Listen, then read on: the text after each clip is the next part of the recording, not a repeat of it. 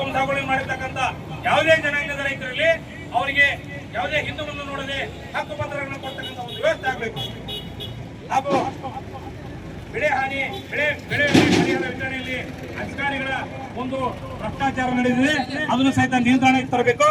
ಹಾಗೂ ಮೈಕ್ರೋ ಫೈನಾನ್ಸ್ಗಳು, ಮಹಿಳಾ ಸಂಘದವರು, ಮಹಿಳೆಯರು, ಈ ಬ್ರಿಟಿಷ್ ಕಂಪನಿಗಳು ಬೆಳಿಗ್ಗೆ 6 ಗಂಟೆಗೆ ಬರ್ತಾರ. ಅವರು ಪ್ರತಿ ಗ್ರಾಮದ ಹಳ್ಳಿಗಳಲ್ಲಿ ಬೆಳಿಗ್ಗೆ ಅವರು ಏನಪ್ಪಾ ಅಂದ್ರೆ ದುಡ್ಡು ವಸೂಲಿ ಮಾಡಕ್ ಬರ್ತಾರ. ಇವರು ಮೈಕ್ರೋ ಫೈನಾನ್ಸ್ ನ ಹಾವಳಿ ಹೇಳ್ತಿರಬಿಡುತ್ತೆ. ಅದಕ್ಕೆ ಜಿಲ್ಲಾಡಳಿತ ಇದಕ್ಕೊಂದು ಕಟ್ಟುನಿಟ್ಟಿನ ಕ್ರಮ ತೆಗೆದುಕೊಳ್ಬೇಕು.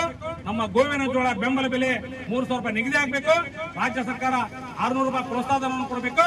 ಒಟ್ಟು ನಮ್ಮ ಬೇಡಿಕೆ ಆ 3,600 ರೂಪಾಯಿ ಅಖಂಡ ಕರ್ನಾಟಕ ರೈತ ಸಂಘ ಹಾಗೂ ಇತರೆ ಕಬ್ಬು ಬೆಳೆಗಾರ ಸಂಘ ಎಲ್ಲ ಸಂಘಟನೆಗಳ ಬೆಂಬಲದೊಂದಿಗೆ ಇವತ್ತು ನಾವು ರಾಜ್ಯ ಸರ್ಕಾರಕ್ಕೆ ಹಕ್ಕೊತ್ತಾಯವನ್ನು ಮಾಡ್ತಾ ಇದ್ದೇವೆ.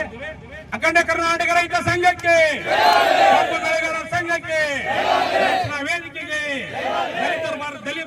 ದಲಿತ ಪರ ಸಂಘಟನೆಗಳಿಗೆ, ಕನ್ನಡ ಪರ ಸಂಘಟನೆಗಳಿಗೆ, ಕಾರ್ಮಿಕರ ಪರ ಸಂಘಟನೆಗಳಿಗೆ, ಭಾರತ್ ಮಾತಾಕಿ, ಕರ್ನಾಟಕ ಮಾತಾಕಿ, ಅಖಂಡ ಕರ್ನಾಟಕ ರೈತ ಸಂಘಕ್ಕೆ, ಸನ್ಮಾನ್ಯ ಶ್ರೀ ಬಾಬುಗೌಡ ಪಾಟೀಲ್ರಿಗೆ, ಮಾನ್ಯ ತಹಶೀಲ್ದಾರ್ ಸಾಹೇಬರು ತಮ್ಮ ಕಡೆಗೆ ಹೋಗ್ಬಿಟ್ಟು ತಮ್ಮ ಎಲ್ಲ ಕೆಲಸ ಕಾರ್ಯ